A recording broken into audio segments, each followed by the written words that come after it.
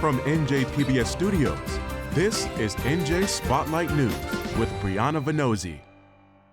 Hello and thanks for joining us tonight. I'm Joanna Gagis. Brianna Venozzi is off. Coming up in the broadcast, we talk with a GOP lawmaker who's pushing back on the state's World Cup spending plan, plus school funding and more. Plus, hear why some parents are calling for an investigation into the state's Office of Special Education. And later, an autism advocate shares what you should know about those living on the spectrum. But first, a freight train derailed near Tunnelly Ave in North Bergen yesterday around 3 p.m.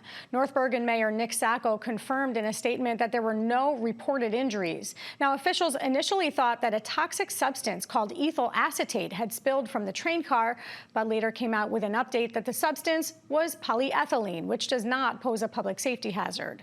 The freight train is owned by a company called CSX that said 13 cars had derailed. CSX did confirm that one of the cars was carrying ethyl acetate, but there were no hazmat leaks or spills. Route 3 was closed in both directions as crews investigated the site, but it was reopened for this morning's commute. Officials say the investigation is still underway. Just in case you forgot, today is April 15th. Tax day.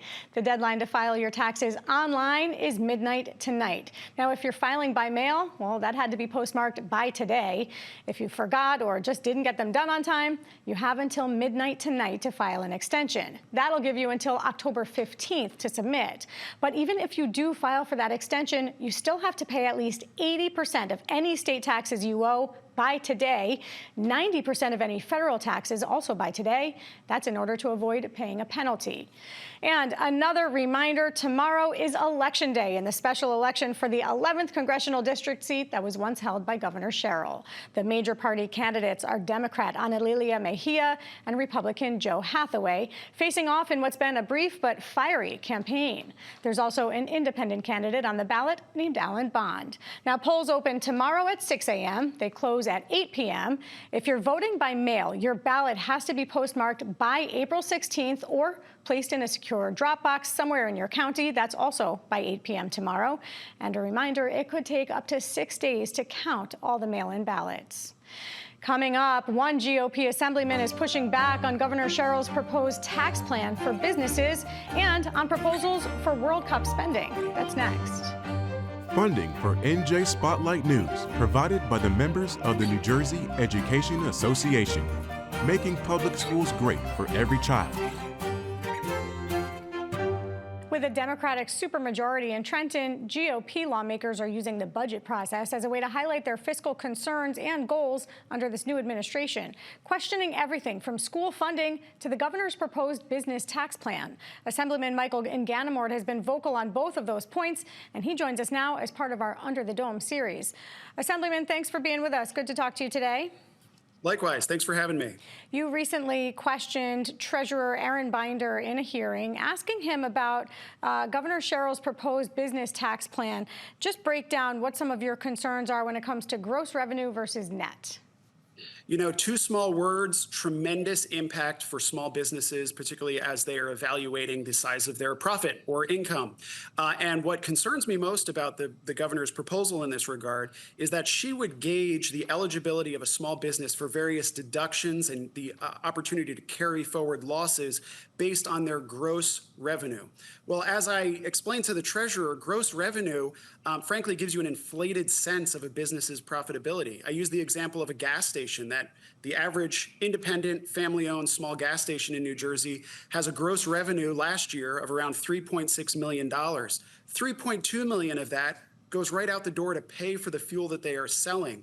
So most gas stations in the state of New Jersey and small businesses in the retail and restaurant space have high margins, high volume, very thin margins. And thus I'm really concerned that the governor would evaluate these businesses based on gross revenue and in many cases make them no longer eligible for various business deductions. During the hearing, the treasurer seemed to be open to working with you. Have you had any follow-up conversations? Does it seem like this administration is willing to reconsider that plan?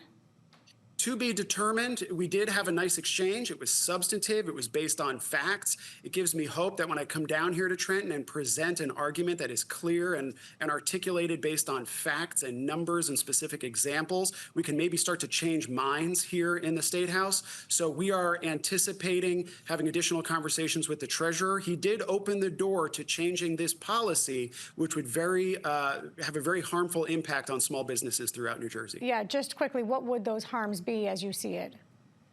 Well, it would make many small businesses no longer able to carry forward their losses above the $1 million mark. $1 million sounds like a lot of money to you and me. But as I just explained, if you're a small business with very high volume but thin margins, which is especially true in the retail space, among restaurants, among gas stations, I'll use that example again, you're being judged, frankly, unfairly on a metric that is totally disconnected from your actual net income, which is how we describe profitability. So we come back to that central thesis, which is that gross income and net income are two dramatically different things. We should evaluate a business's profitability and eligibility for various tax deductions based on their net income, certainly not the gross income. Let's take a look at school funding. You've been a vocal critic of the Newark Public Schools. You sent a letter along with some of your colleagues to the U.S. Department of Education asking for oversight of some of their COVID relief spending. I spoke with Superintendent Roger Leone earlier this week. I asked him about this. He said, look, there was a 2023 audit they uncovered, and they looked at everything we did, and we passed that test and we moved on. Of course, there was the state money that was refunded.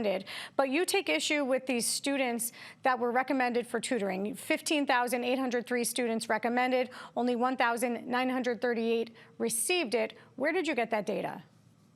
Well, let me say a few things. Number one, I am critical not of the Newark School District, but of its unserious adult leadership that, in my opinion, is failing the children of Newark. The taxpayers across New Jersey are taking a hit here as well because we're seeing flagrant misuse of public taxpayer dollars. But at the end of the day, it's those Newark school children who are being failed by unserious adults running the Newark School District.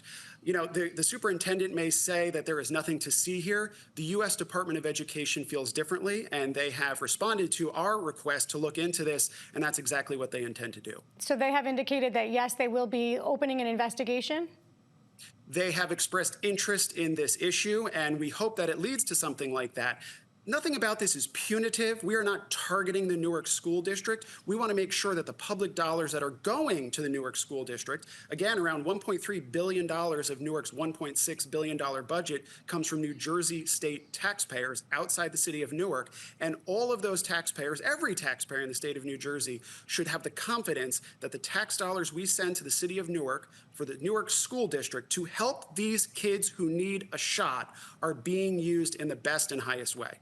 Okay, we'll see what happens there. I want to switch gears again. Look at, you sit on the Transportation and Independent Authorities Committee in the Assembly. We see the World Cup coming to New Jersey. First, you've taken issue with advertising spent here because of the naming. What's your issue there?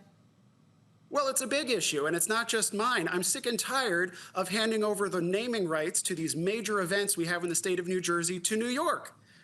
FIFA is calling this the New York, New Jersey World Cup at the New York, New Jersey Stadium. It's not. There's nothing about New York in any of this. The stadium is in New Jersey. The games will be played in the state of New Jersey. And I think New Jersey taxpayers, we come back to them yet again because we as legislators have a fiduciary duty to New Jersey's taxpayers. If we're going to commit $26 million of New Jersey taxpayer money to advertise the World Cup, the least we can do is call it the New Jersey World Cup. Or the New Jersey Stadium. That does not seem to be happening. Doesn't look like it's going to happen. Do you think that, of course, this is not a solid plan, but we've heard rumblings that there could be $100 NJ Transit ticket prices if you're going back to New York for any ticket holders to the games. Governor Sherrill has not confirmed that plan, but she did say earlier this week that New Jersey taxpayers can't shoulder the burden of getting people to and from. Do you agree with raising the ticket prices so that the onus then is on those attendees rather than NJ Transit? No, I don't. This seems to be the default position. Raise ticket prices, raise the sales tax, raise the hotel occupancy fee around and near the World Cup games that are going to be played in the Meadowlands. That's not the solution here. New Jersey's got to get its act together because the World Cup is going to be here before you know it. And if we had a functioning, highly functioning and efficient system of public transportation, we wouldn't be having these challenges in front of us where the Sherrill administration thinks they can hit some buttons, turn some levers, allow certain people onto the trains, keep others off. That's no way to manage this volume of people. What should that look like? What would you like to see those ticket prices set at? The ticket price to ride the train? If you're a ticket holder, they've increased the price, similar to what other states that are hosting the games are doing, so that they are essentially subsidizing some of the costs that are incurred onto NJ Transit for that commute. None of this would be necessary if we had a functioning and highly efficient public transportation system. I will say, however, I am far more concerned about the New Jersey residents who need and want to use public transportation before, during, and after these games. To prohibit New Jerseyans who pay through their state tax dollars for the New Jersey transit system, they have every right to ride those trains before, during, and after the games. And we know there's a proposal to stop any traffic out from New York to New Jersey for 4 hours before every game. That also isn't finalized. But very quickly, proposal to raise the sales tax here in the state 3% in and around the space where the games will be played. Right or wrong?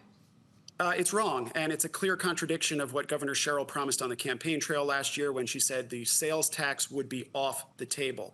Equally worrisome to me, however, is the increase in the hotel occupancy fee, which extends far beyond the Meadowlands, including to areas I represent in northwestern New Jersey. I find it unlikely that individuals staying at hotels in northwest Sussex County are there because they are going to a World Cup game, and yet they will be subjected to the same increase in the hotel occupancy fee. Now, the Sherrill administration has said, well, you could write it off on your taxes. Who's doing that? Who's doing that? It's a pain in the rear. This is unworkable. This is unnecessarily complicated.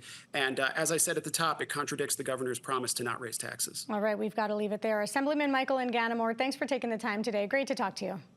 You too. Thanks. Under the Dome is made possible in part by the Corporation for Public Broadcasting, a private corporation funded by the American people. Parents of kids with intellectual and developmental disabilities face countless hurdles on a daily basis. But for too many, one of those hurdles is trying to hold accountable the education systems that are tasked with caring for their children. New Jersey's Department of Education has a division focused specifically on these students. It's called the Office of Special Education. It oversees the state's 600 school districts to be sure they're meeting the needs of the 250,000 students enrolled in special ed. But it doesn't always work out as planned. Our urban education writer, Julie O'Connor, took a deep dive into the struggles that many parents have faced in trying to hold their districts accountable. She's here with us now to talk about it. Julie, welcome to the show. Thanks for taking a few minutes. Thanks, Joanna. You took a deep dive into what's happening in the world of special education. What did you hear from parents about the needs that are going unmet for their kids? There's a lot of frustration and anger that I heard from parents. This division of the State Department of Education is supposed to act like a referee. It's supposed to come in when a parent says that their child is not getting the services that they're entitled to and, do an investigation and either rule in favor of the parent or the district. The system sounds good on paper, but parents are saying that every day it feels like a broken promise. They feel like the state either lacks the capacity or the will to effectively advocate for them in situations where legally they feel that they are definitely in the right and, in some cases have gone on to win court cases on that very issue. You laid out some powerful examples. I wonder if you can just give us a couple of just instances where the school either violated a specific education plan or just didn't follow it. Sure. One mother I spoke to, her son has severe autism, and she says that the District of Lacey Township denied him legally required home instruction. And so she called up the Office of Special Education, and she says that she was discouraged from filing a complaint with that office, and instead ended up getting an emergency court order to go appear before a judge and argue against the district's attorney all on her own, and she won that case. I spoke to another mother from East Orange who also says that, in her case, she had to fight years in court, wage this epic court battle. She was staying up till 2 o'clock, 3 o'clock in the morning, researching legal codes, just to get the aid that, a judge ultimately ruled her son was entitled to. You also mentioned a case where there was a boy with a heart condition who was forced to run sprints in his phys ed class simply because they didn't look at the plan, didn't follow the plan. But perhaps, as you were explaining, the bigger failure here isn't just the districts failing to meet the needs of the kids, but these parents are saying when they've reached out for help from this division within special ed, within the Department of Education, they're just not getting the support. What has that looked like for them? Right. I mean, districts, of course, have their own goals here. They're looking to tamp down on the enormous costs of special education. And parents say that when they go to the state to complain about services that are denied, there are several key systemic problems. One, they wonder, is the state actually investigating the broad range of complaints that it's supposed to? This has been an issue in the past. Advocates with the Education Law Center got into a dispute with the state about this. So is it actually happening? Another issue is that when the state does investigate, it says that it rules in favor of parents more than half the time. But parents say, well, even if that's the case, the remedy is often left to the district to determine. The state will say, hold a meeting, figure out what type of services the child is entitled to. And so how do we ultimately know that the child gets the right services? Another issue that parents complain about is general lack of transparency. They can't get a case file that says this is what the district submitted to the state about their child. So they may not know, if a district made false claims in the course of the state's investigation, the parent may not find out until after that investigation is concluded.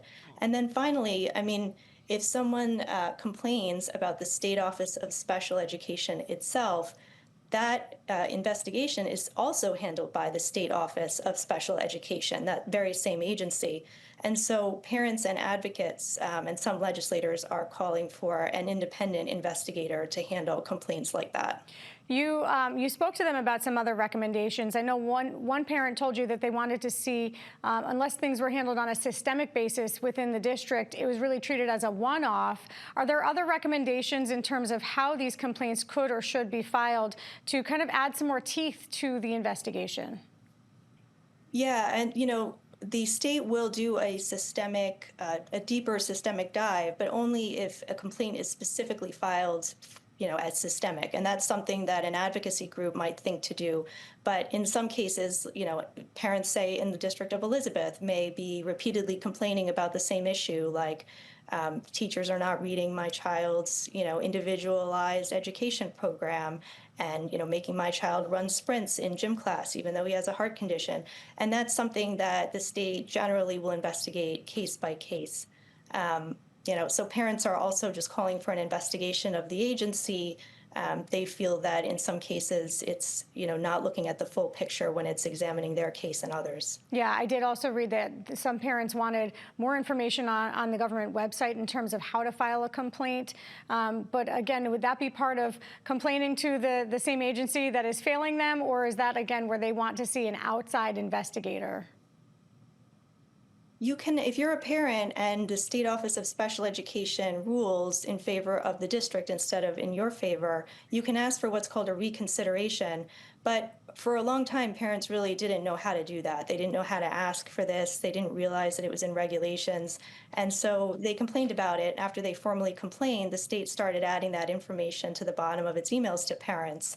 But in general, they feel like there just isn't enough information about their options to, follow up and have decisions reviewed again by a more independent investigator. Just a few seconds left. Did you find that the state was open and transparent, the department was open and transparent when you reached out for information? The state answered some questions, but one of the key questions the state would not answer, and that is how many investigators are charged with this task. And that's an important question because advocates and families are wondering if the state has the capacity to handle this. It's easier these days to file complaints with artificial intelligence, and the state has 60 days, so that's the deadline. All right, Julie O'Connor, our urban education writer, great reporting on this. Thanks for bringing it all to light. Thanks, Joanna.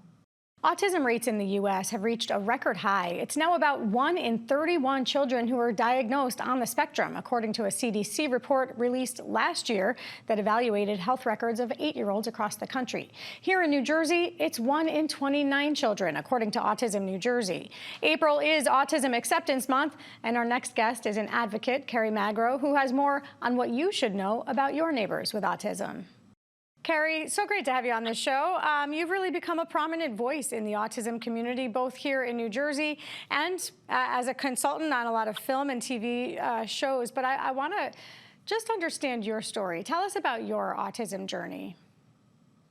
Sure. So I was diagnosed in 1992, where there was still a lot not known about autism. It's about 1 in 1,000 in the US, and now it's 1 in 31.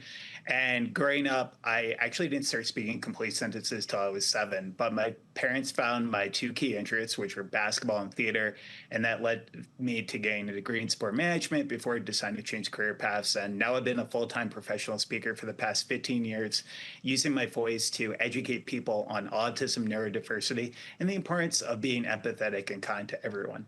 Yeah, those are really great points. What is it that you want people to know about those with autism? And of course, we know it's a spectrum and folks present very differently and each situation is unique. But what do you want folks to know and understand about it? I think the most important thing is, again, like we we're talking about, it is such a huge spectrum.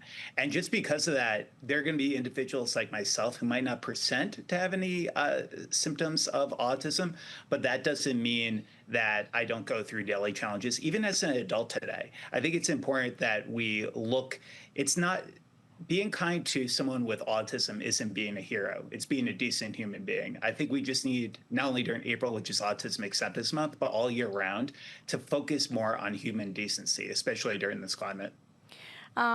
You said it. We have come a long way just from, even in our lifetime, the understanding and the acceptance of autism. What do you believe are still some of the misconceptions that exist out there about people with autism? Oh my God, how much time do you have? No, I think one of the biggest things is that autistic people lack empathy. And some of the autistic people I know are some of the most empathetic people in the world. Also, this misconception still around all autism being white males. I can't tell you how many people just assume autism, even to this day in 2026, as Rain Man or The Good Doctor on ABC. But those in Black, Hispanic, and Asian communities are diagnosed 1 year later than their white counterparts. I think we just need to have an honest, open conversation, especially around minorities in our community, but then also girls. Girls are diagnosed 4 times less often. So again, this whole Rain Man, Good Doctor stigma that we sometimes have in the community can be very deterring to so many in our community today. You have acted as a consultant on the show, the Netflix show Love on the Spectrum, as well as a couple of films, Joyful Noise, Jane Wants a Boyfriend, and then HBO's Mrs. Fletcher. Just first, tell us what that consultant work looks like. Yeah, absolutely. So I fell in love with theater when I was a kid, and that actually helped me find my voice from non-speaking to professional speaker. And one of the biggest things that helped me during that time was understanding that a lot of cast and crew didn't really have a personal connection to autism before going into a film or TV show. So I got my first big break when I was 23 with Warner Brothers on Joyful Noise, and it's continued for the past 15 years. I do autism sensitivity trainings. I'm meeting every single crew member and cast member where they are, regardless if they have autism or not, while also getting the opportunity to rewrite scripts, get an opportunity to edit some of the episodes like Love on the Spectrum US, to make sure we're touching base on topics that are truly impacting our autism community today, because it is such a huge spectrum. Obviously, we follow these individuals on Love on the Spectrum, but how much are you influencing the conversation around it? Is that what you're saying? The kind of the broader and bigger, more important conversations around autism? Yeah, absolutely. Because unfortunately today in our community, the majority of autistic adults are still unemployed or underemployed. I go into so many companies and I talk about the ROI benefits of hiring talented autistic people in the workplace.